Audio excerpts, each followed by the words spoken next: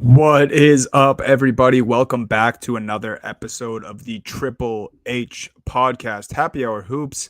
Today, we will be previewing the Atlantic Division and the Eastern Conference, a division that is near and dear to my heart. But before that, guys, we're going to get into some news and notes real quick. We haven't been on, guys, since the Donovan Mitchell bonanza trade happened. Donovan Mitchell to the Cavs. We know that it was a bit of a haul back to the Utah Jazz. Colin Sexton, some draft picks in there. Lauri Markkanen, a notable trade. Jake, I figure we start here with you. Before we get into the rest of the news, you haven't really had a chance to speak on it. Obviously, we've the three of us have spoken in depth about it, but give us the Cavs fandom thoughts on this trade. Well, I think we were on here, I don't know, like a couple weeks ago, maybe with Stevie. I don't know if Stevie was on or not, and we were talking about the potential of him getting traded to the Cavs. And I think we were. No, it'd be cool, but I don't know, I wouldn't love it at the moment. And then the second I saw that shit hit my phone, I was all in. I was all in. It didn't matter. But really, when you look at it, the draft picks, whatever, they're mortgaging their first round picks for the basically 5 years, specifically not 2024, which is a whole other wrinkle to this. But they improved their team, built on their strengths with this, because they already had good guard creators in Darius Garland and potentially a returning Colin Sexton, and now they have an elite guy. The biggest thing that I love about it is that it's in the playoffs now, and in those big end of game situations. There were so many times last year where it was just Garland out on an island trying to make anything happen, trying to create and get into his shot, getting shots for others. He was doing so much work to just get the offense rolling, and that will never be an issue again. And that's might be even just still underselling how much of a prolific scorer Donovan Mitchell is. But I really think they just added to their fastball, and their issue has been long, rangy defensive wings. Well, they weren't going to solve that with any trade right now, really. All they lost was Lauri Markkanen to help that out. And he wasn't good defensively in any way, shape, or form either. So it's still something they can address down the road, whether it's free agency. I mean, you think guys that fit into that role are going to be looking at the Cavs now with the roster they have and be more interested in going there than they definitely were before. But they also could just be a big plot to trade for LeBron James next summer too, because they kept the 2024 pick, and it's very suspicious that's that year, and it's very suspicious that it's the one spot that they really could use as a wing on their team. But right now they're set up as well as anybody else, I think, for the next, maybe not for this year to win a championship or be contenders in the East, but the next 3 years, 5 years, especially whatever Mobley's timeline is, honestly, because he's going to drive whatever it is. But yeah, I mean, overall happy, and I think that they just added to their fastball without really losing anything else that they were going to have for this year going into it. Yeah, I think we're all pretty much in agreement that you guys definitely get better. I think we'll probably see some of the defensive concerns that you expressed when we thought that this was just an idea. I think we'll probably see some growing pains with that, but I don't think it will be enough to take them out of being in a good spot in the East, or that's not gonna help them. No, they're gonna beat up on bad teams now. Last year, exactly. They had games with bad teams. They're gonna just destroy those. Mitchell's just gonna have 40 points in some of those games, which they didn't have a guy that could do that. Yep, exactly. I'm in complete agreement. The final question on this matter, Jake, is Donovan Mitchell now your favorite Donovan? No, because this will upset me. No, you are still number one in the rankings. He is now number two. I don't know if he was even the number two Donovan. I'd have to think of more Donovans in my head right now. Do you have a big Donovan McNabb fandom growing up? I was a pretty big Donovan McNabb fan. I love Donovan McNabb. I'm gonna look up some Donovans. I'll provide a rankings at a later time. But he's number two, Donovan. You'll always be number one. Don't worry. Unless we win the title this year, then he might have to. That we can talk. That'd be fair. Then we could, yeah. then that's different. But right now he's on probationary period. I want to see he's doing all the right things. Apparently he was running around the golf course, excited that he was getting traded to the Cavs, whatever else. But he hasn't lived in Cleveland yet, so that's a big test of your loyalty to the Cleveland Cavaliers. So we'll see. Yeah, he's never recorded a podcast either, so big whoop. That's true. Next piece of news here, we're gonna get into it more, so don't have to spend crazy time on it. Montrezl Harrell did sign a 2-year deal to the Sixers. I for one think this is a steal. I think the reason Montrezl hadn't gotten picked up before this point is probably just some of the legal stuff he was dealing with this offseason, but obviously, nothing crazy. But yeah, I think great signing for the Sixers. Stevie, what were kind of your quick thoughts here? Just obviously pretty solid addition, I would assume. Yeah, I think this is kind of a perfect addition for Philly because he's someone who can spell Embiid a little bit, right? If Embiid, I know he's smaller than Embiid, but if Embiid needs to rest for a little bit and even take a game off or whatnot, Harrell's someone you can plug in. He's very good defensively. He's got a pretty good mid-range game, and he's a very tough player. That's kind of the big thing with Harrell. He's a very, very tough physical player.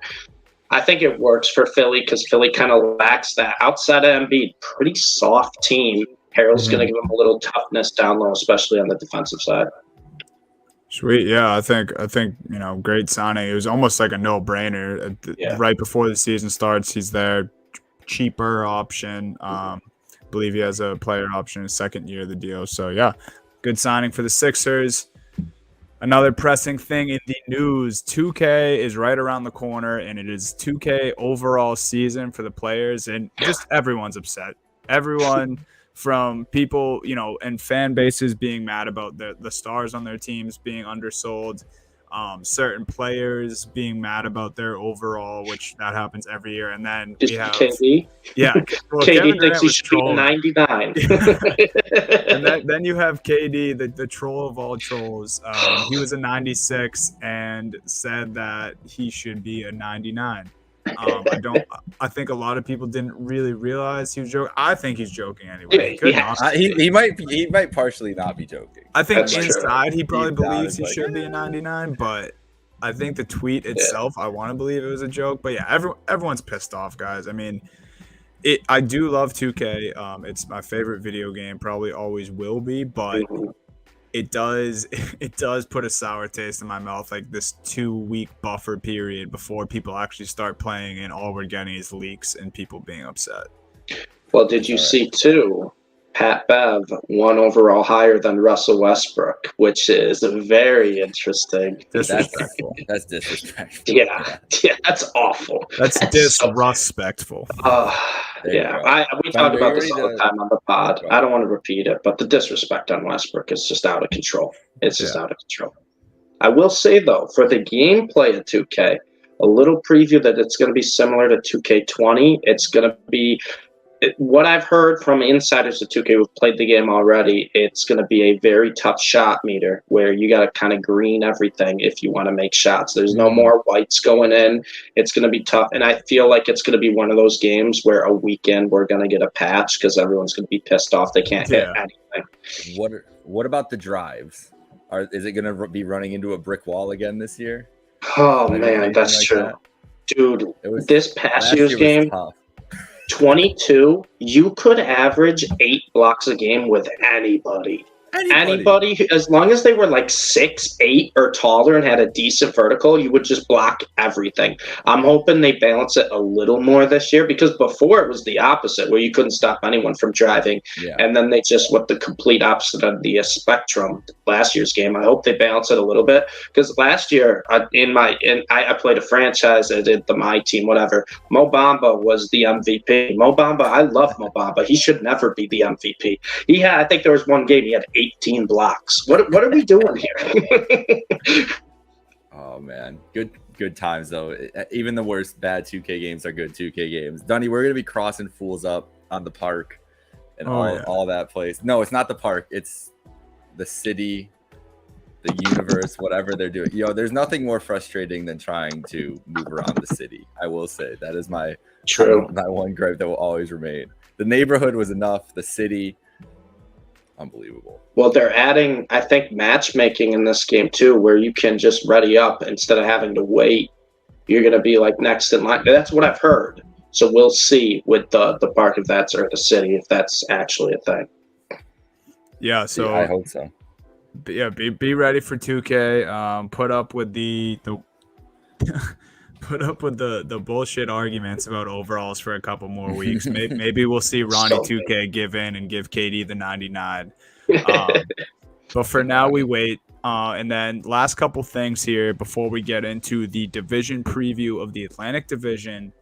Pat Bev had his first he's media back in the day. news. Yeah, shocker. Pat Bev had his first media day. We kind of just alluded to it. Stevie bringing up, him having one higher point overall than Russell Westbrook and 2K. The two met. They embraced a little bit. We saw a couple hugs. We saw a couple jokes between the two.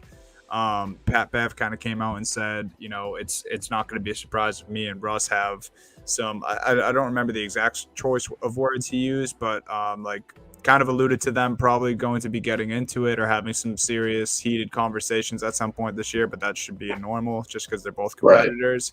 Right. And then Stevie, I know you love this quote, so I'll let you read it to the people here if you have it up, or if not, you can just paraphrase. So they were asking Pat Bev, what does he think about playing with LeBron and Anthony Davis? And he goes, they're going to be playing with me. I made the playoffs last year. They didn't. It's a difference. And it's like, all right, pump the brakes, Pat Bev. You were not the reason the Timberwolves made the playoffs, first off. And secondly, if you think for a second, I don't care if the Lakers went 0-82 last year, that it's LeBron James playing with Pat Bev, you're out of your mind. You're out of this planet. You're in a completely different universe. And he always has been. But it's just the most Pat Bev quote ever. He goes to a new team, probably the best situation he's ever been in terms of stars around him. And he already has beef with Westbrook. Now I know they acted like they're buddy now, but we'll see. But now he just takes a shot at the two superstars on the team, LeBron and Anthony Davis, say they're playing with him. I mean, come on. I know Pat Bev is Pat Bev, and we should expect this at this point. But it's come on, man. Give it a rest. I think he got a taste of what it's like to rip off ridiculous takes when he went on for a steak this summer. His week on ESPN. Yeah.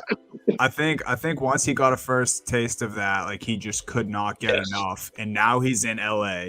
And now he has actually something up I did want to bring up about Pat Bev. I'm actually super excited for. He's doing a podcast collab with Barstool Sports. And Roan from Barstool. Roan is one of my favorite guys at Barstool. Super talented. They're starting a basketball podcast. I honestly can't think of the name off the top of my head right now, but I mean, that's going to be must listen, must watch if it's a YouTube show. He's in LA now. He's going to be getting takes off. So this is a good chance for you. Either if you're not enjoying this, maybe stay away from that podcast, or if you can't get enough of Pat Bev, like most of us, and it's almost so bad that it's good, then you might want to tune in.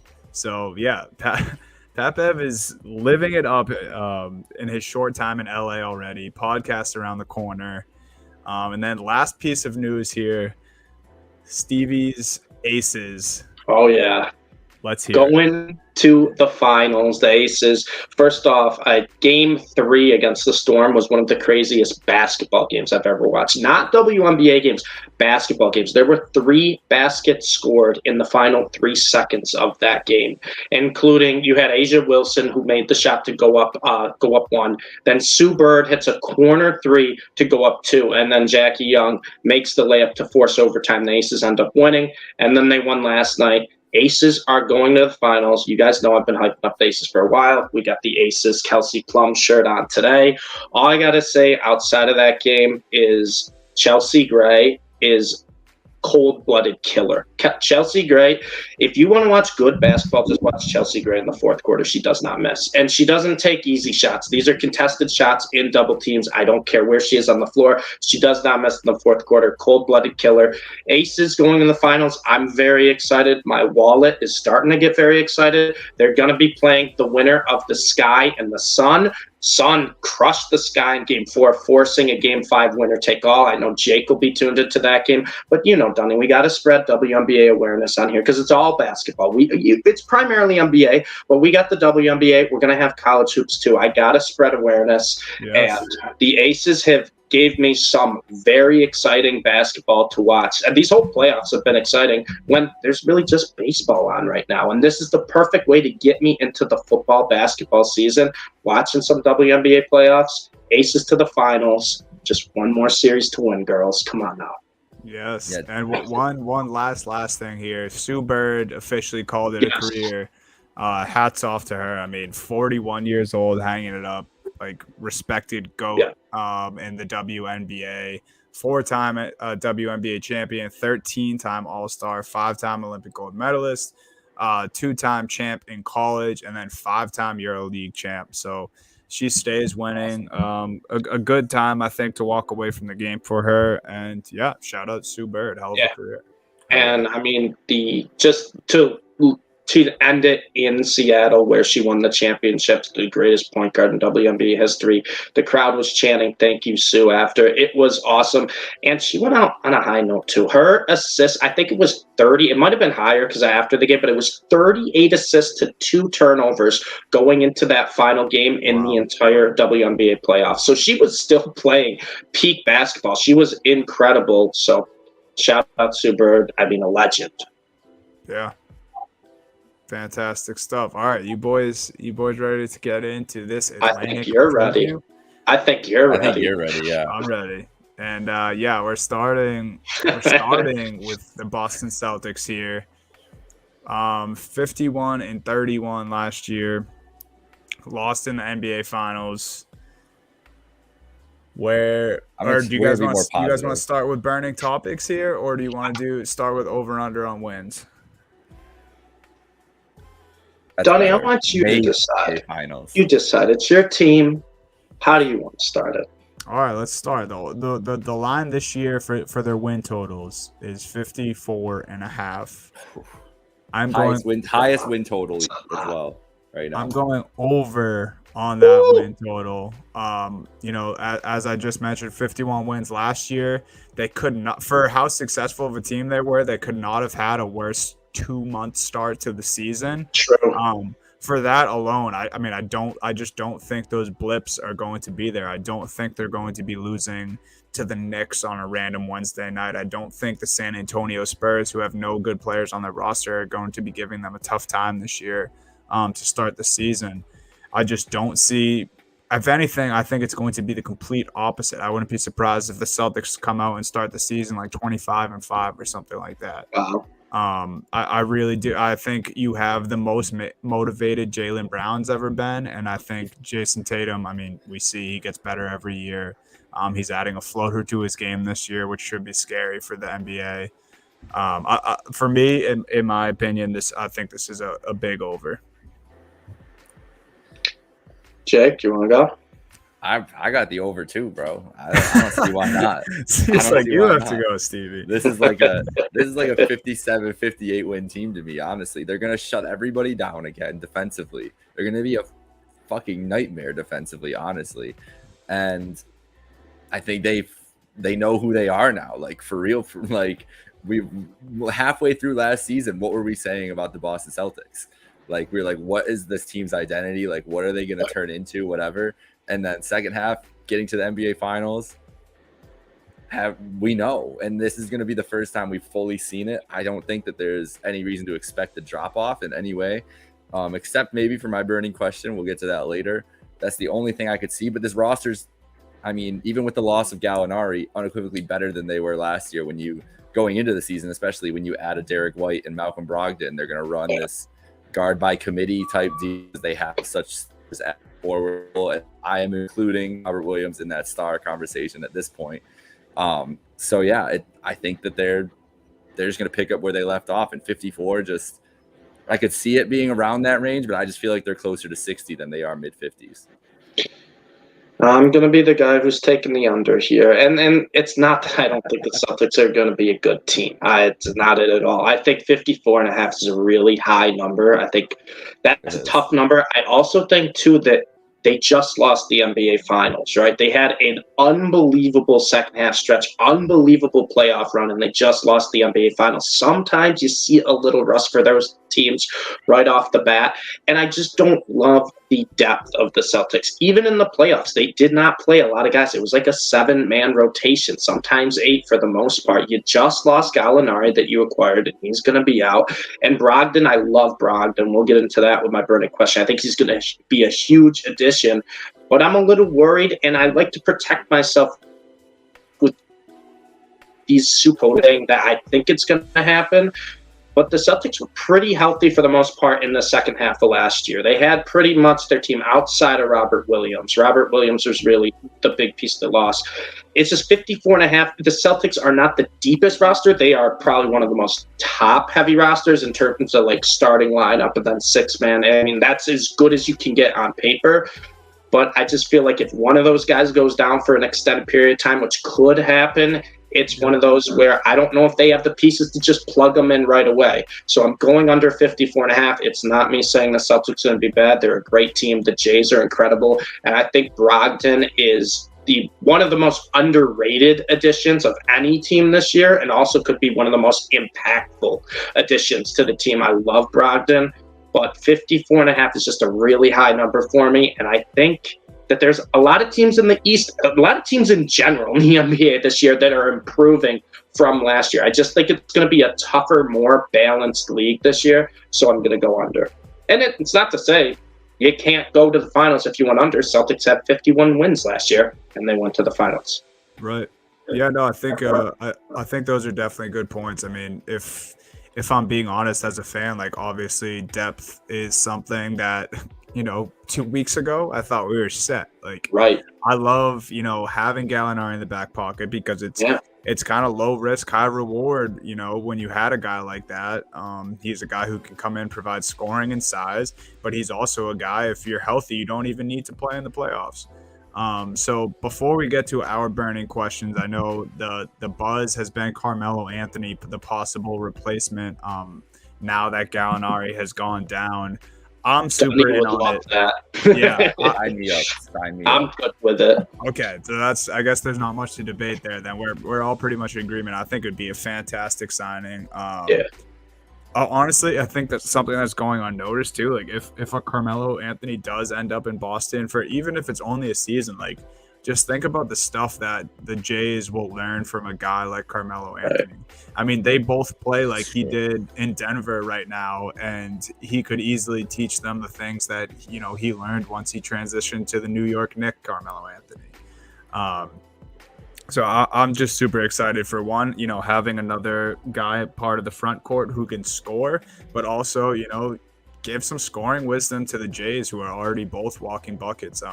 I think it's a no-brainer in my opinion. I really hope it happens. But that being said, Jake, your burning question is about one of the Jays.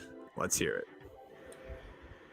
Really more for you than Stevie. Do you think that Jaylen Brown's the whatever hullabaloo there was this summer, the fact that he hasn't signed an extension, we did the panic meter last year. I'm bringing back the panic meter. Where are you on your button with Jaylen Brown's lack of extensions so far, and where you think it will end up at the end of the season? Not that he was up for an extent, he could sign one this summer, but just from the decision that he made to not extend, or the way he did the last extension moving into the next one, which is after this season, I believe he is up. Right. Yeah. After this season, he's due. I'm actually not panicked. Next season. I understand why some people outside looking in would be, and even other Celtics fans. Like if you want to be panicked, I get it. I just think that, and a lot of the times it's unprovoked. I don't know too many superstars who express how much they like and want to be in their city as much as Jaylen Brown does. That's just not the things that Shams decides to tweet out, so no one sees it. But Jaylen Brown literally hangs out with the mayor from Boston. He has his own clothing line in downtown Seaport of the city of Boston. He's always doing stuff within the community. And he's said countless times that he loves Boston. He loves the Celtics. I think the relationship he got to have with Bill Russell, his time on the Celtics and before he passed away, meant a lot to him, because I think Jaylen Brown sees himself as the social activist that Bill Russell was in his era. And I think the camaraderie and history of this team and city, I think Jaylen likes that a lot more than people want to admit. And then the biggest thing, I think even more of a reason why he's probably not going anywhere and an extension will get done, is Brad Stevens. I mean, Brad Stevens has stuck his neck out for Jaylen Brown how many times? He was the one who gave him the chance as a coach. He put him in those lineups when our team was looking like Terry Rozier, Jay Crowder, Amir Johnson, and Marcus Smart. Like, he saw what JB had. Brad has been on the record saying how much he wants to keep Jaylen in Boston.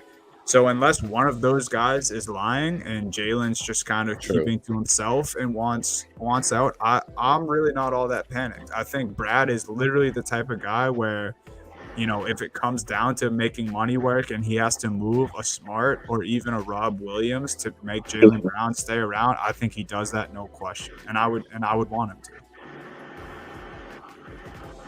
That's where I'm at with that. That answers my question.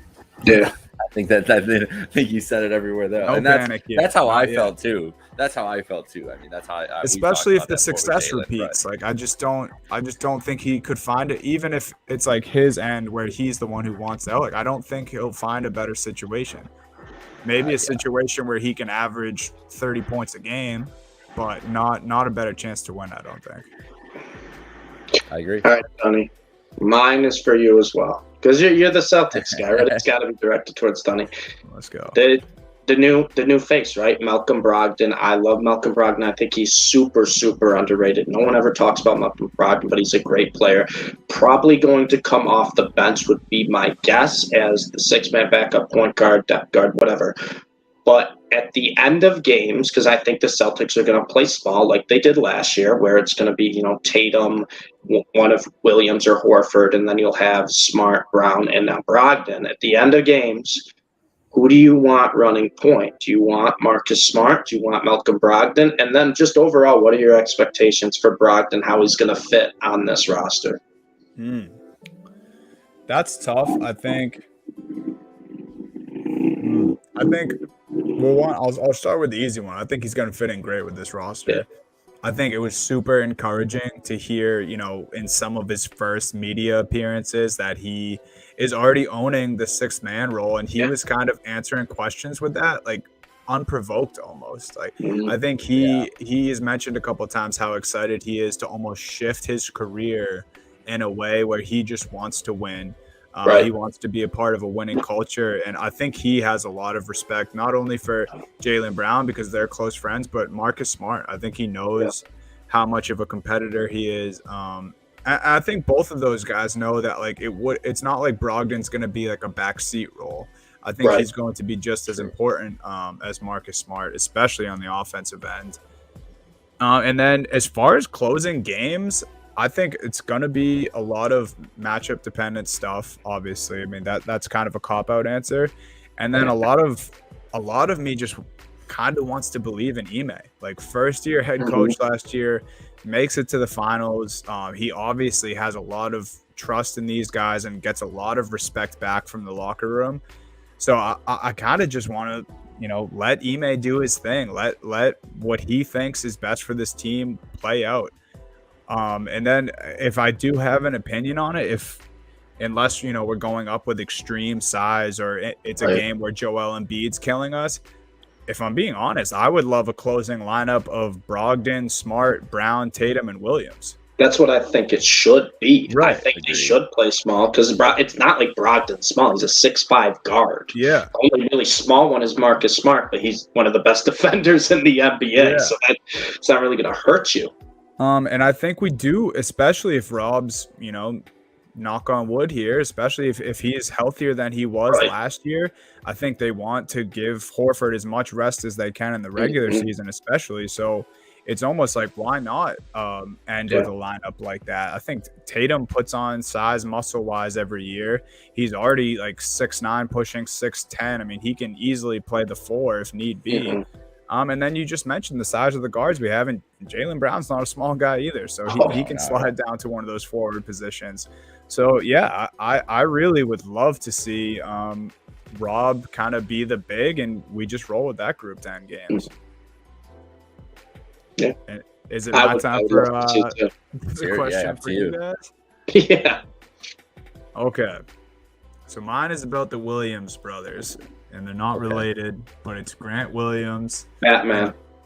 Batman and Robert Williams.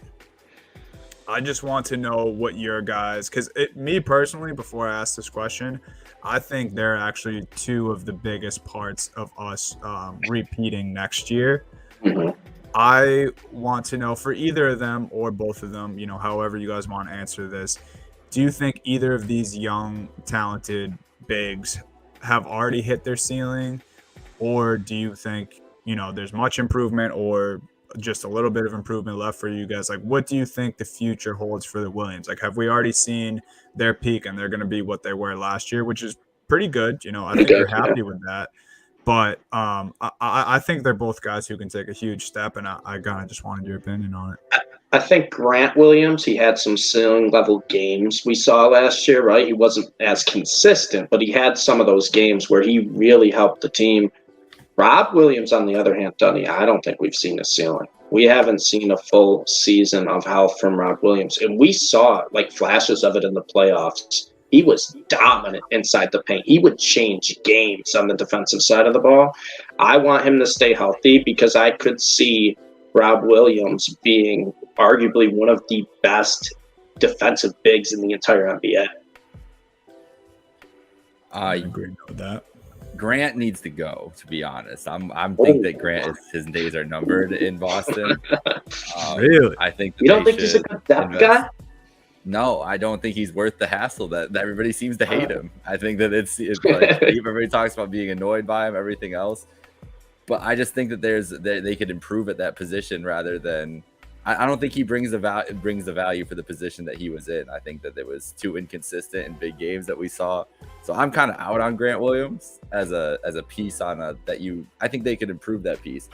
I'm going exact opposite with Robert Williams. I think the sky is the limit for that dude to be one of the best centers in the league, like top 5, a better version of Rudy Gobert, honestly, like something like that. I really think that that's possible for him if he stays healthy.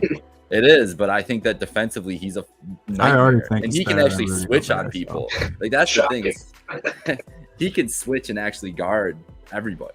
Rudy could never do any of that stuff, and that's where I think Rob, the sky is the limit. Grant, I kind of think we saw the best of what you get from Grant Williams, and is that the guy you want in that position? I'm not sold on it for this team. Maybe it is. Maybe it helps that they're going to have better guard play if Brogdon's healthy all year. I think it definitely would have helped if Gallinari was able to play for the year, which is why that injury is unfortunate. So he's going to be exposed again and put in a spot.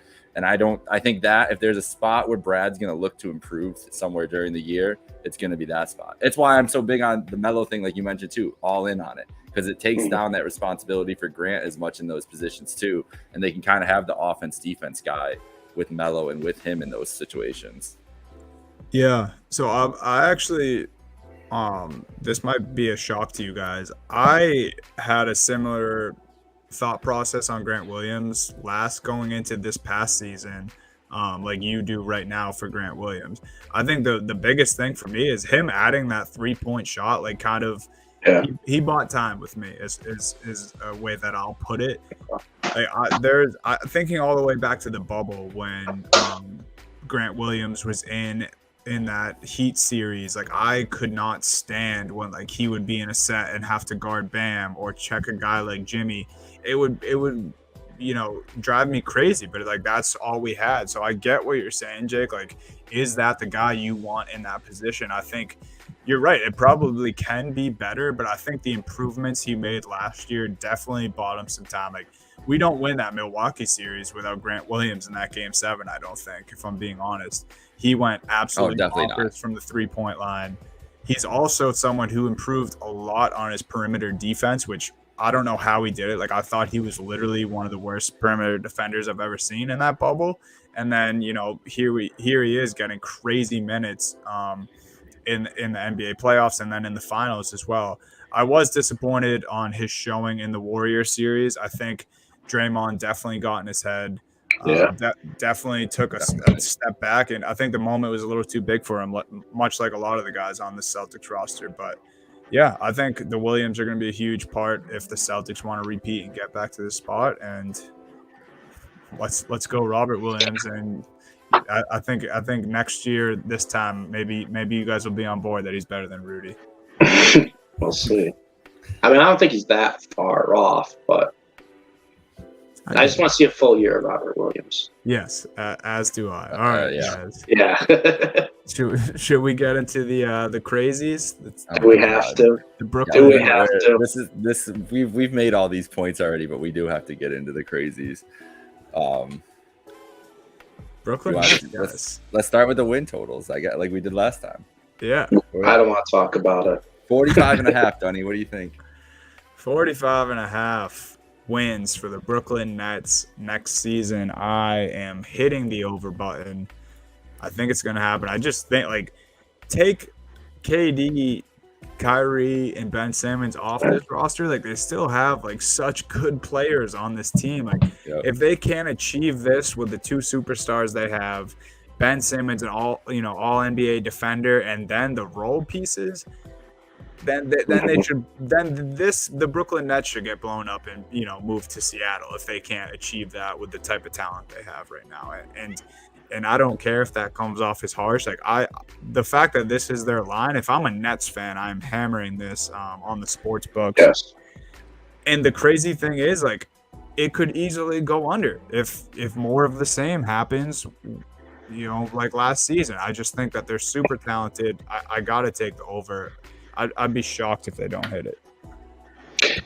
Donnie, here's how I'm going to preface this. It's 45.5. If you ask any NBA fan, just pretend last year never happened, and you say, hey, Kevin Durant and Kyrie Irving are healthy and they're playing on the same team, will that team go at least 46-36? Who says no? Who says no to that? No one says no to that, because you're talking about two top 10 players of the NBA, and that's really not debatable to get 46 wins. I mean, as much as, and I know this is going to burn me when all the drama happens throughout the entire year and we got injuries left and right or just not playing in general. But right now, they're on the team and they're healthy. I can't go under there, because as a basketball fan, knowing the talent of both those players, even take Ben Simmons out of this conversation completely, he's not even there, it's just KD and Kyrie, that's a 46-win team easily. So I have to go over, and I hate it. I absolutely hate this, because I know it's going to burn me. Yeah. I'm gladly going over. This is still Kevin Durant and Kyrie Irving. Exactly. I mean, 45.5 feels like easy money to me. Like, this team, worst case, but it's gonna. I'll say over, but I'm transitioning right into my burning question for you, because I didn't really put a topic. Okay. My question is, do you think that this is even feasible for this team to be a functioning NBA team this year? Because they have had more melodrama than any team I can remember over the last 18 months, and I just like to see them become like all of a sudden one of the greatest teams in the league this year and to become a title contending favorite. It just feels like it's going to be another universe from what we saw. So like, have at it with that. Like, I don't know if it's even possible. Like, we've never seen anything like it. I don't know.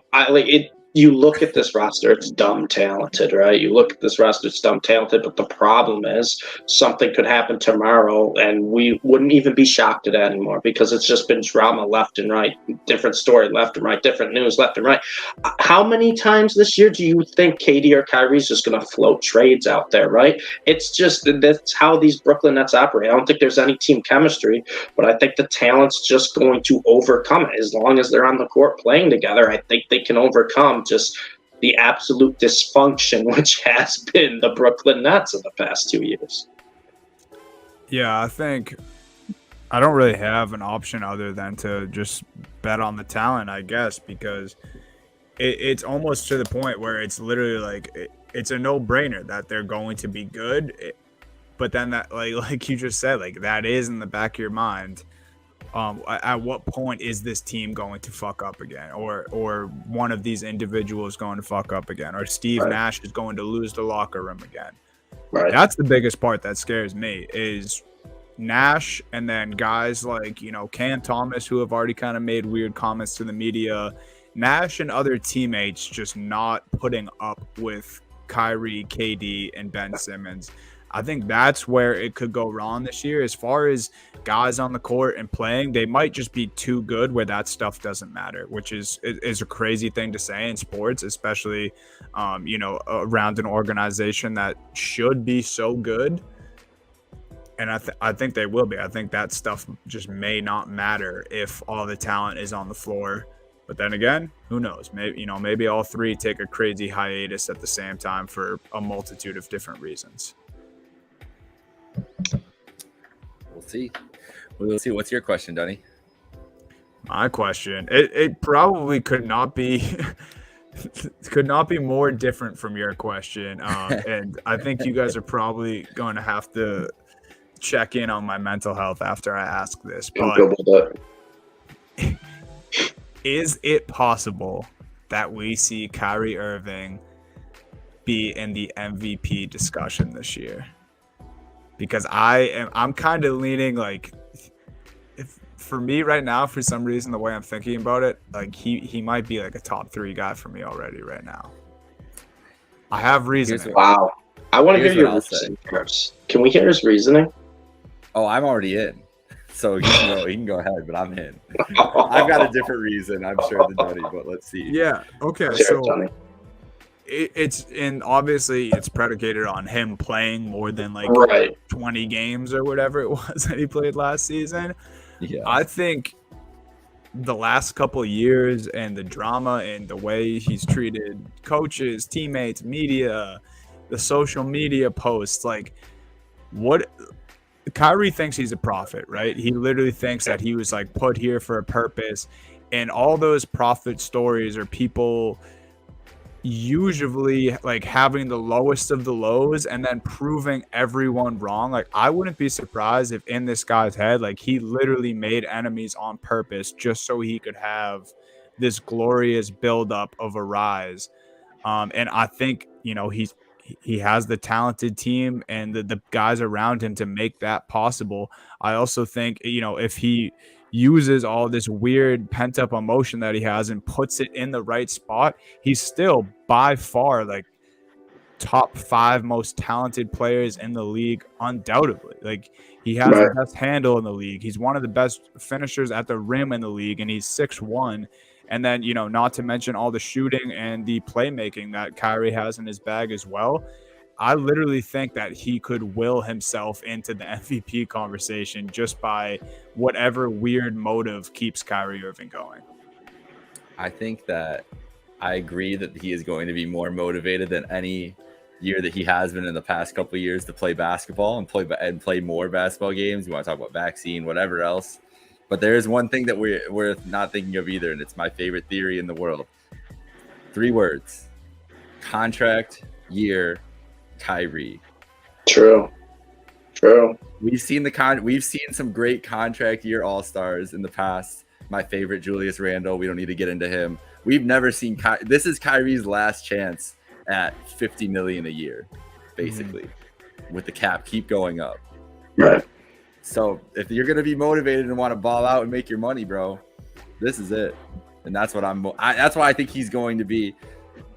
If he's going, and the thing is, it's a narrative award. So if he is back to his usual self and playing all these games, the media is gonna love to have him in that MVP race, in those MVP articles all year. The MVP ladder comes out. It's like, oh shit, Kyrie Irving.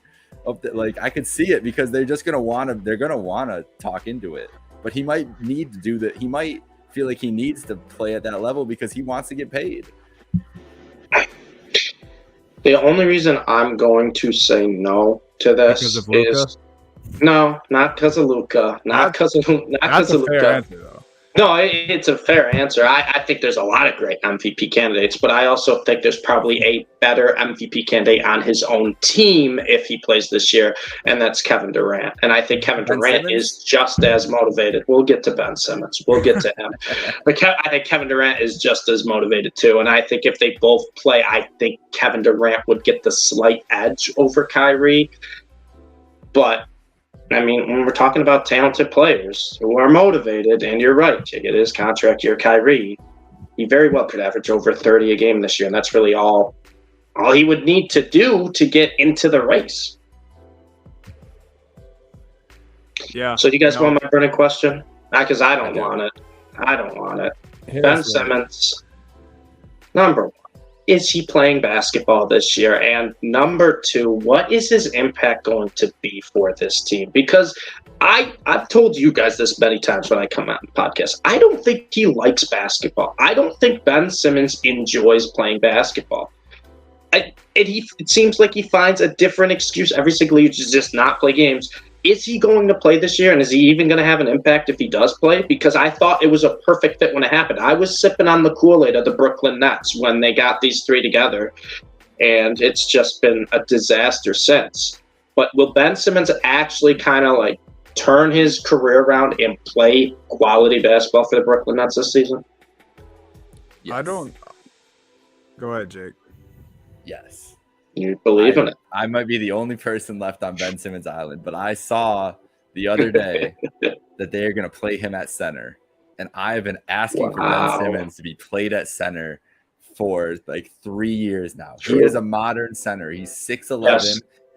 He can play point center, and he can really help defensively. And it's going to make him basically non-existent offensively if they don't want him to. But this is a team that has enough shooters and talent to put around him and not worry about it. So yes, I think his role will be less. I think he has to play basketball. Otherwise, maybe he is just going to retire and do something. Because at this point, like, there's no excuses left. There's no time to run out on the clock. He also said today that he's a deadly 3-point shooter. So I know that he is capping from beyond belief still. So we'll see. I think so.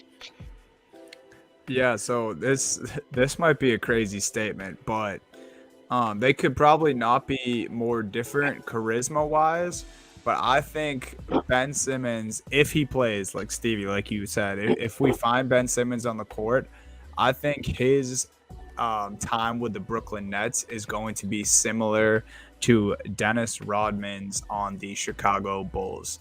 I think... Wow. I think we will see a lot of Ben Simmons playing more of a big role, whether it's a center or forward or whatever.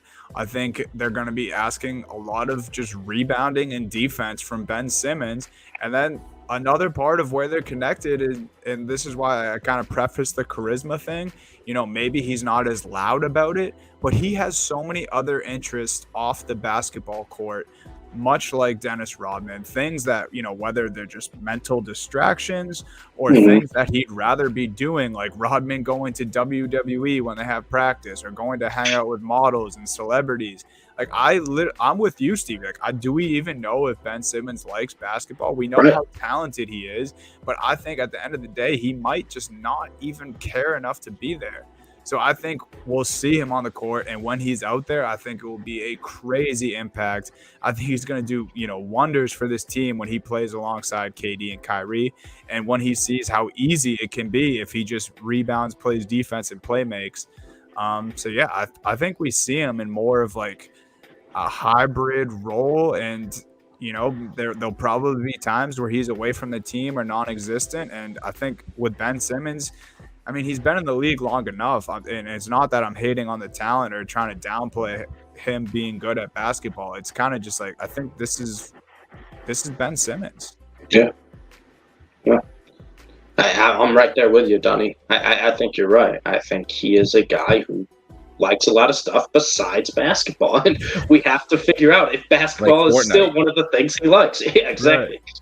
And I believe him and his long-term girlfriend just broke up too. So like just another wrench thrown into this situation. Yep. Like it could be a mess, but like I never thought I would compare Rodman and Ben Simmons, but it kind of just happened. I feel like it kind of makes sense.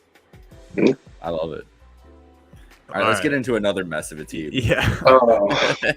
Dude, the Atlantic's just a bunch of messy teams. This team has been a consistent mess, though. At least every year we know there's going to be some chaos going on. 50.5 wins, Dunny. What do you think? This was the toughest out of all of them, I think. I am going to go under. A lot of it is I don't really know within like over the last 3-4 years or so. I feel like Embiid and Harden have both had a variety of different injuries that have kept them off the court for a number of reasons. We see it with Joel every year, and he's tough. Yeah. I'm not taking anything away. Him playing with fractured hands, he comes back early with the fractured face. We've seen him play 40-minute games while he's laboring on like a bad knee. But between Harden and Embiid, I think they have a lot of injuries. I think the East got a lot better and a lot more depth in the Eastern Conference this year. So just for those two reasons, it's kind of like maybe a cop-out answer, but for those two reasons alone, I just don't really see them getting to that 50-win mark again. I'm going under, and it's because I always go under on James Harden's teams, and that's it. That's all I got to say about that. It's a James Harden team. I'm taking the under. Mm-hmm.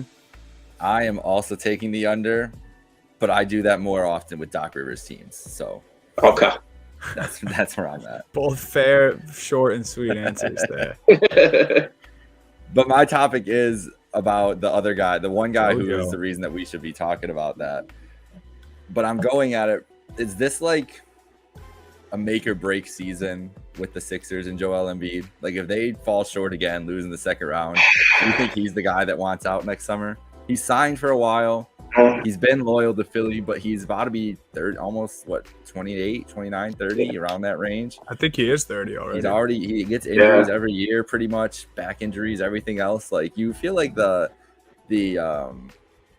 what's the word I'm looking for? The patience is probably running thinner than usual. 28. You're right. So 28, not bad, but still, it's coming into that time where I feel like this is really the last thing they could do. They brought Hart. It's basically Daniel House.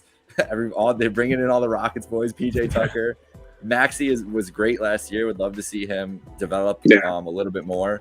But is it a make or break year for Joel Embiid with the Sixers? I don't think so, and it's weird to me because I feel like Joel Embiid's just not going to leave. It just feels like one of those guys he's dealt with so much bullshit already at this point in his career. I feel like he's just going to stick around for the ride. And I think it's going to be more so if the Sixers, kind of fail short of expectations again this year, it's going to be a lot of pieces changing outside of Embiid. But I think Embiid's there to stay. I think he is the core. I think he is the backbone of the Sixers team. And he feels like a guy that I don't think is going to run from the problems. He never has before with Philly. I think he's going to stick in for the long haul, despite how, tough it's been for him so far in his career.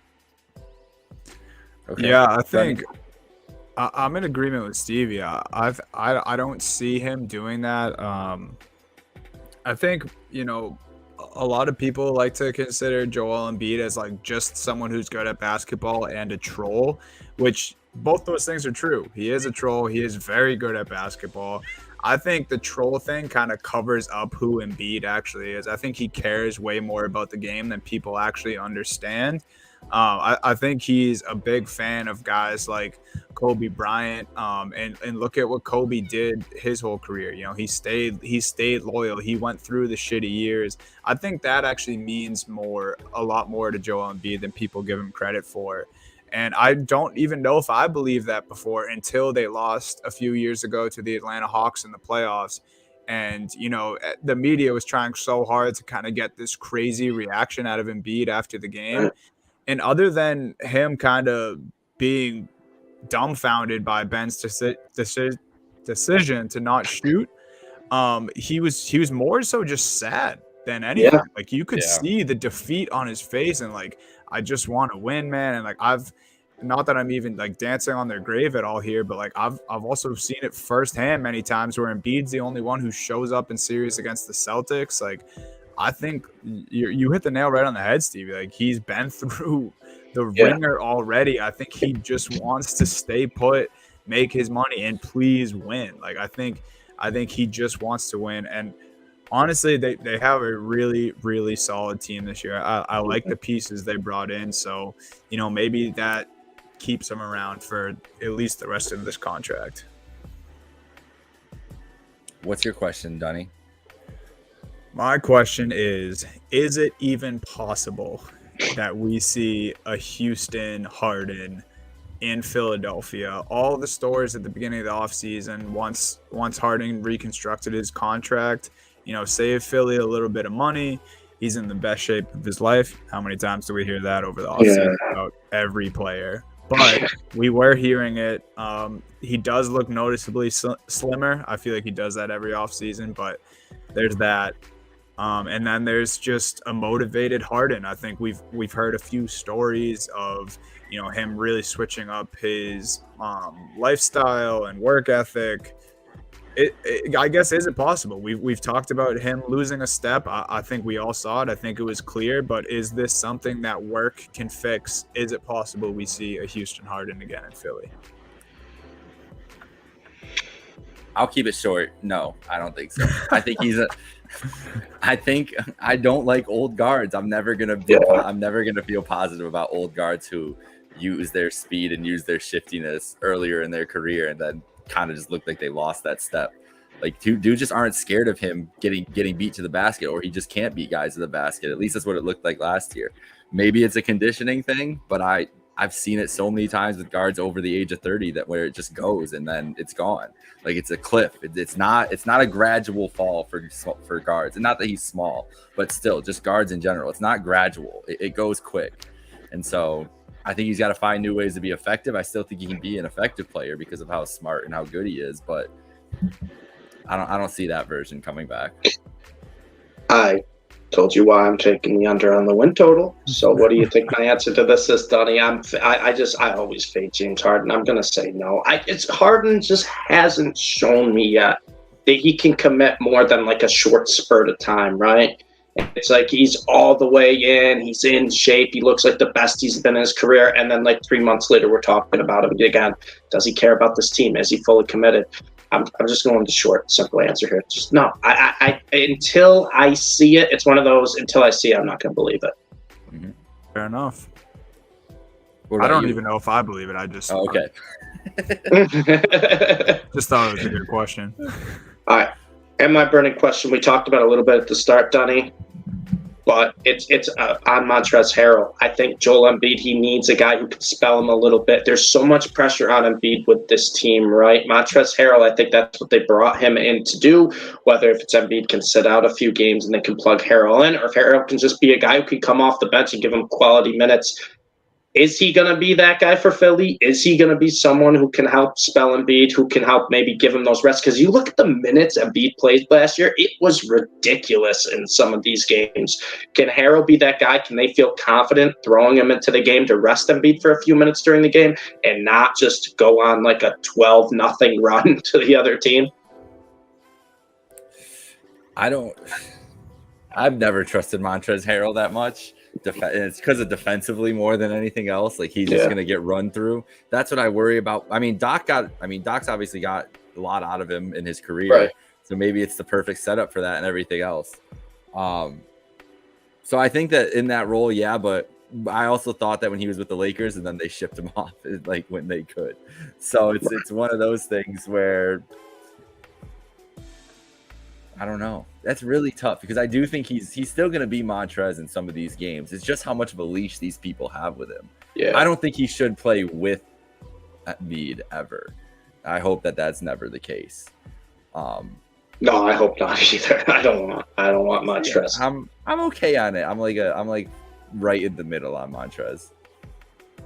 Yeah, I think I'm in the same boat. I like Jake. I think it's cool that, he's back with the coach who he won the 6th Man of the Year with. I think Doc, over everyone, obviously knows how to use him. I mean, we've seen Montrez go through how many teams at this point now? Right. I mean, the stints with the Wizards and Hornets were gross, man. Like he really didn't do much for either of those franchises. The stint with the Lakers was pretty meh. So yeah, I think if used correctly, I think he can be a great asset for this team. I think maybe even the stuff that went down this summer and, him not really getting signed until him not even getting signed until later this summer, maybe a little extra motivation. So I think if he's used correctly, he can be a great fit for this team. Mm-hmm. And I also think them adding PJ Tucker makes that even a little bit easier. Like they can almost like use those guys to spell each other. It's like, right. Montrez does not have it tonight. Like, we'll lean on PJ. And then, like, if PJ gets 5 fouls in the first half, that's when they'll start leaning on Montrez. First quarter. Yeah, exactly. Exactly my point. So I think, maybe not like of huge importance for the signing or, as far as minutes as he's going to get. But, I think he'll be a good addition for this team. Word. All right, let's get into that team up north. The Toronto Raptors. Oh, baby. Over under 45.5 wins. Dunny, what you got? This one was also difficult for me. I went under though. I really just don't think the Raptors got any better except for the individual improvement they're going to get from Scotty Barnes, because he's one of like my favorite players in the league. But yeah, I think that's just the simple fact. I think the rest of the East, a lot of teams got much better. The East beefed up in general, and I don't think the Raptors improved. I also went under. You basically said it right there. I think the East just got better, and this team kind of stayed stagnant. What do you got, CB? I'm taking the over, but it's like a slight over here, like a 46, 47 win team. It's one of those where I'm not really going to pick against the Raptors until they prove me not to. And yes, they didn't really improve, but they're bringing back the same core. This is the same core, that starting five that looked really good when they played together last year and kind of exceeded expectations last year. Now we got Scotty Barnes, who is, going into year 2, just won Rookie of the Year. He, even as high as we were on him, he even exceeded our expectations, I think, to a point. Pascal showed he can become a star last year. So I'm going to go over here. And I know the Raptors didn't really change much, but sometimes it's nice to have that chemistry together when you bring back the same core. Fair enough. True. Jake, what do you got? I had the slight under. That's it. I think it's just the East got better. But my burning question is about my boy OG Anunoby, who's been in trade rumors all summer long. The dude's been traded everywhere. Yeah. Is he going to be a Raptor by the end of the year? Ooh. So I think there's 2 scenarios where he gets traded, right? One, if the Raptors are chasing a superstar and they have to add him into the package. Or 2, if the Raptors aren't really competing and they kind of say, you know what, we got to get rid of some of these assets that we aren't bringing back. And I'm kind of outside of both those camps, where I just think the Raptors are just going to be a decent team all year long. I don't think it's going to be a team that has to sell out to try to win it all. And I also don't think it's going to be a team that's like, we got to rebuild. I think they have a core. I think they want to kind of add to it a little bit, but I don't think Anunoby is he's someone who I think could be dealt maybe in the off season, but not in the middle of the year. So I would say he's going to be a Raptor for the year. Yeah, I'm in agreement with that. I think if he was going to go, I thought he would have been a prime piece in the KD deal. But I mean, as far as we know, that's not happening. We already talked as about far as we know. Yeah, maybe this whole preview goes to shit, and we see a Kevin Durant to the Raptors trade tomorrow or something. But no, I don't think. I think OG will stay put. I think Toronto's front office and Nick Nurse just love guys like OG Anunoby. I mean, we can see it by just looking at their roster. They just love long wings that can defend and also put the ball in the basket. I think OG fits that mold. I think maybe he hasn't really progressed as a lot of people would have wanted him to. And now Scotty is kind of that new shiny toy on this team. So I agree with Stevie, though. Like, if there is an opportunity, he'd probably be one of the pieces to go, but I just don't know if they're looking to make a move. And Stevie, I see me and you have similar burning questions here. Why don't I'll start with mine. You go ahead. because we were all high on this guy in the draft from back when we were doing the college basketball shows, talking about the tournament. We loved Scotty Barnes. We were all high on him, and I think he even exceeded my expectations last year. So I guess my question to you guys is, what is the ceiling for Scotty Barnes this year? He just won Rookie of the Year. We kind of saw him. I know Pascal was kind of 1A, Scotty Barnes was kind of 1B, but Barnes was really taking off at the end of last year too. What's the ceiling for Scotty Barnes this year? Is this a guy who has, that fantastic rookie year and then kind of levels out for a few years and he kind of just does what he does, which isn't bad. It's not like he's going to be a bad player if he repeats his rookie year. Or is this someone you think that has potential to be a superstar in the NBA? I'll go first, Jake. I mean, I love Scotty Barnes. I think that he is – the sky is the limit for that dude. Okay. It's obviously there's things about him carrying an offense and things like that. I think at the NBA level, we'll see whatever. Defensively, one of the best young prospects you could look for on the wing and everything else. I just think the dude plays everything you hear about him, like hardest worker, like willing to learn, all that stuff. So I'm super high on him. Still would have traded him for Kevin Durant, but super high on him for the future and could see why they wanted to hold on to him. And he's the main reason I considered that over, is because if he makes another jump and is like a 23 point per game guy, all of a sudden they're a different team with him in that position. I just don't think that's this year, but it very well could be. That's kind of why I took the over, because I think we're going to see maybe not that big of a jump, but we're going to see a jump where we're like, Scotty Barnes is the guy in Toronto. It's not Pascal and Scotty, it's Scotty then Pascal. That's kind of why I took the over. But Donnie, what are your thoughts on Scotty? Well, yeah. So is your question more centered around his ceiling for this season, or? Yeah, for this season specifically. I mean, I guess it kind of falls into how much of like a leash Nick Nurse is going to give him, and like, does Pascal kind of take a step to the side and realize how talented this guy is next to him? But if both those things happen, I legit think Scotty Barnes has like baby Kawhi Leonard ceiling. Wow. I think like 2014, 15 on the Spurs, maybe a little less defensively minded. Like I don't think we'll see him average like a steal and a half and then like also possibly 2 blocks a game.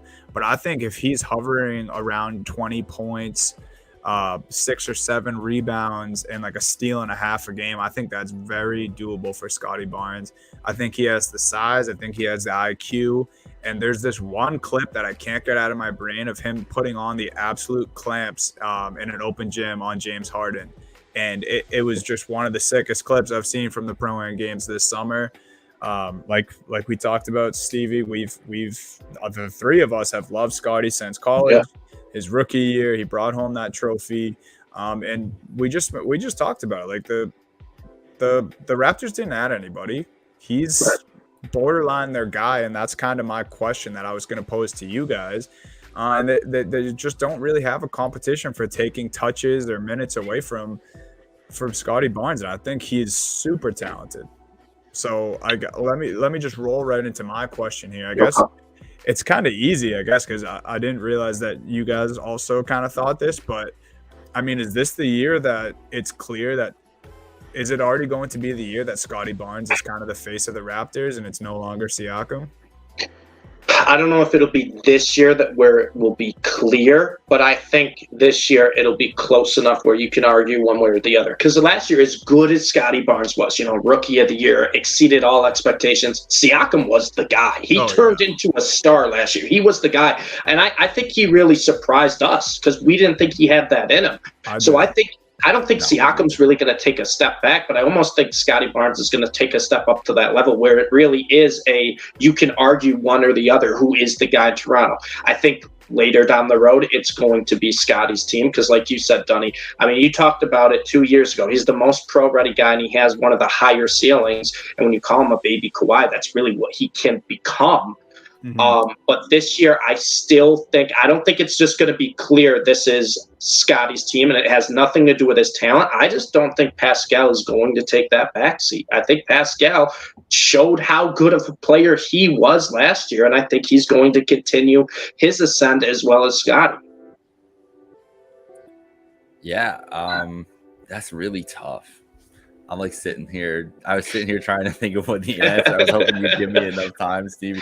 I'm still with Pascal because of everything you just said. Like, he showed enough last year, but it's gonna just be a thing where Scotty. It's not even like it's a good problem to have, because Scotty Barnes is gonna elevate his game to the point where you're having the question of it. Not that Pascal is bringing his down at all. And it's like, oh, are they going to be like two ships passing in the night? I just think that Scotty has more potential to be an impact player and is going to start, ascending towards that. And we'll see how close he can get this year. Yeah. All right. So maybe not this season. Pascal honestly did make me eat my words last year. Yes, he did. Yeah, he was awesome last year. Both of you were the most anti-Pascal Raptors guys at the start of the year. And he killed it. Too. It was mostly because like I would see on Twitter like every other week Raptors fans saying that Pascal was better than Brown, and I still don't believe that even after the season he had last year. But I should put some more respect on his name. And I'm in agreement. It probably will take more than this season unless Scotty has like a crazy jump. Right. Agreed. Let's get into the Bing Bong beloved New York Knicks. Shout out Konzi. Shout out Joe Konzi. Over under 39.5, Dunny. What do you have? Oh, it pains me. I'm sorry, Knicks fans. I'm going under, man. I'm going under in all caps here. Bringing in Brunson, I think they got a little better. I don't know. I just don't believe. It's kind of the same thing I've said about a lot of these teams I've took the under on. I think the East got better. I think the Knicks missed out on a lot of the guys they wanted to bring in. They re-signed RJ. That's great. It's basically in RJ Barrett's hands of whether they hit this over or under. To me, I just don't think they're going to be good enough in a conference that got way better. I'm also going to go under for a few reasons. The first is I'm a little nervous about Jalen Brunson in New York. We'll see, but I am a little nervous about Jalen Brunson in New York. It's going to be a tough spot for him. And number two, I think RJ Barrett is going to be the reason, like if they ascend. But as long as Julius Randle is there, and he was not good last year. I don't think he's going to improve. He's not only going to, I think, limit the ceiling RJ Barrett, but he's keeping Obi Toppin on the bench too, who I love. And I think Obi Toppin has a ton of potential if he's able to get the reps. And with Julius Randle there, I'm just worried about it. Brunson and Randle have me really worried. And I know it's a meme, but the mid-3 is kind of accurate right now. Like you got Brunson, Randle, and Barrett. I know we all love Barrett on this podcast. We think Barrett is going to have a super high ceiling. He's going to be that guy eventually.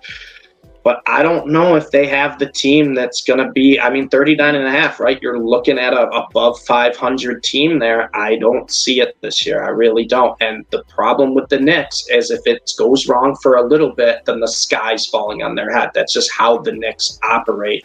New York. So I'm going with the under as well, Dunny. I'm going over on the Knicks. Let's do it, Jake. Barely over. It's like 39.5. I have them at like 41 and 43, 40 or 41 and 41, 40 and 42, right at that line, like you just said. And you guys brought it up. It's RJ Barrett. I just think RJ is going to be good enough for them to win like 3 more games this year. That's really all it comes down to. I think they're basically the same team last year. A little better RJ Barrett coming into the year, and Jalen Brunson is an improvement on their guard play. Whether you think he's going to be worth the money that they paid him, that's a different thing, but he could still be an improvement without being worth the money. I think that gets him a couple more wins, but not enough to really make a difference. So 40 and 41 and 41. Congratulations on your 500 season. That's the last thing Knicks fans want to hear. It's either like take to 20 wins or go to the playoffs. Like the last thing they want to hear is to be right around that 500 team. 41 and 41. So my question was about the guy you mentioned, Stevie, Julius Randle. Is there any chance that he can return to his contract year form? I'm gonna say no. I'm gonna say no, and it pains me to say it because I was defending Julius Randle a couple of years. I really thought he took the next step, and then he just kind of shrunk in the playoffs. And I honestly believe sometimes you can have just so much pressure or a bad series, and it affects you long term. I think that's what happened in the playoff series for the Knicks. I mean, he was terrible a couple of years ago in the playoffs. He was terrible, and he heard it. Not only did he hear it from the media, he heard it internally. He heard it from like other NBA players. It was a bad look for Julius Randle. You kind of saw how it affected him because he went downhill this year. He started off all right, but it just kind of went downhill. And I don't know if Julius Randle has it in him, just turn it around. And not to mention, too, this is the toughest market to make that turnaround. This is the toughest market to turn around all the opinions on you or what everyone's talking about you. And I haven't seen it from Julius Randle, so I'm going to go no. It pains me, but I'm going with no. I don't think so. Yeah, man. I don't think I don't think it's possible or in the cards for Randle to get back to that type of play. I honestly think it was an anomaly, and I think the way they started last year and kind of tried to keep playing through Randle, it seemed like. I don't know if that was just a decision that he was making when he was on the court, like he kind of solidified himself as the alpha, or if that's something the coaches were, having the guys do. But I mean, this should be RJ Barrett's team, man. I think they shouldn't even need to have Randle play like that, because it should be this time where we hand the keys over to RJ Barrett. I think Julius Randle still has the talent. He's only 27 years old. He was never the type of player that should have tried to be like a volume shooter. I mean, agreed. You had that run where your three ball was good, but all the other years in your career, you never were a volume shooter or a volume scorer like that. Just play to your strengths, and I feel like he got away from that so much because he was high off that one season he had. So I just don't think it's in the cards for Randle, and I don't think that should be the route the Knicks are trying to go. Agreed. I'm with you both. You know that. What do you think, Dunny? What's your question? Yeah, so I didn't put it here in the doc for you guys, so my bad. But it's actually kind of easy, and it's a debate that I have heard for years, and I kind of flip-flop on it. But do you guys think Tom Thibodeau is a good coach? No. No. I don't think so. I think it gets old. I think you can do the drill sergeant stuff for like a year, and then guys get tired of it. And they hear how other stories are. They get up with their friends in the summer, and they're like, oh, wait, you guys are doing it like that, and you're winning? And then it gets down to nothing. So I think they should have pulled the Tibbs plug earlier, honestly, and that's part of the reason I'm not as happy about my over. I think that's one of the biggest negatives about their team. But Stevie, you're in agreement here? Yeah, I'm in agreement with both you guys. I think he could be a short-term solution. I don't think he's a long-term solution. And in the NBA, you're going to have a lot of players that just don't want to play like that style. And you can see it. There's a lot of players who formerly played for him that just don't like the style. So I'm going to go, I don't think the Knicks have built the team that Tibbs wants around him, like his type of players anyways. So I'm just going to go no. He's all right for a few years, but... Yeah, I used to be in on him. I think it worked really well with the group he had in Chicago in that D Rose era. I think those are just types of guys who bought into it. Yes. And my last string with Tibbs, real quick here, is him really not seeing anything or giving Cam Reddish a chance, and kind of basically double downing on that and saying that he's not really going to be a big part of the rotation this season. I think that's a huge mistake. I think he's like top 3 as far as talent goes. I think he's like a top 3 player on that team, talent wise.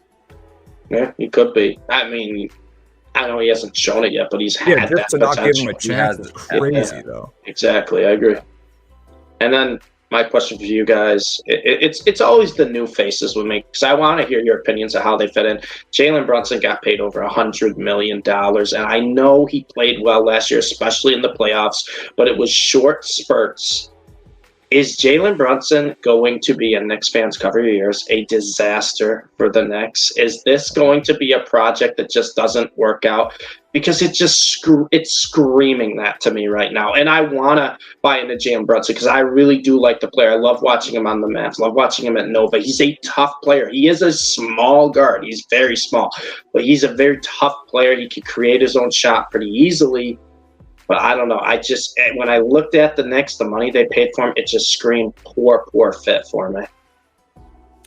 I don't love it. I don't think he's going to live up to the contract, but I think it's a gamble they had to take to get something after this offseason. And he's going to be an improvement on what the guard play they had last year. Yeah. And so that's where I'm at with it, is it will be an improvement, and he will have moments where it's like, oh shit, like Knicks fans he's going to have some big moments, but no, overall it's not going to be worth the deal. And it's, yeah, that contract was crazy. Right. Seeing that it was like a lock to happen the whole time too. It's like, who are you bidding against? And it's almost unfair expectations for him, right? Especially with Knicks fans. That's just a terrifying fan base to have those type of expectations. What do you think, Dunny? Yep. No, I'm in complete agreement. Like, yes, guard play is probably going to be a little better. Yes, he may have a season in this contract while he rides it out where he averages, 20 plus points per game. Is it going to move the needle for the Knicks? Absolutely not. Yeah. And I think even if he just plays okay, Knicks fans are going to call that a big disappointment because they're paying him superstar type money. 100%. Yeah. It's not limited. It's unfair expectations in my mind, but when I looked at the deal, I was like, I just don't think this is going to end well. Wouldn't do it. No. Wouldn't do it either. All right, well, that's a great Atlantic Division preview. Yes. We just had there. Next week, Central Division. Ooh. Also a fun division as well. And Amari McPherson, our boy, will be here to join us for the podcast. So we're going to have a fun discussion. A lot of interesting, obviously. We're going to go deeper into the Cavs and where they're going to look at. We got the Bucks there, the Bulls, the Pistons, who are one of the most fun teams. Yeah. I'm not sleeping. I'm terrified, and I hate the Pistons as much as that's why I'm really terrified. And then the Pacers, maybe they're blowing it up. Maybe they've traded everybody to the Lakers for Russell Westbrook and picks by next week. Who knows? We'll see what happens. But go watch Sun Sky tomorrow, Game 5. Go follow these guys on Twitter. Follow us at Happy Hour Hoops 1. Subscribe to the podcast wherever you get it. YouTube, all that good stuff. For Donovan here, for my guy, Stevie, and myself, Jake Micah. Have a great night, folks. Later, guys. See you guys.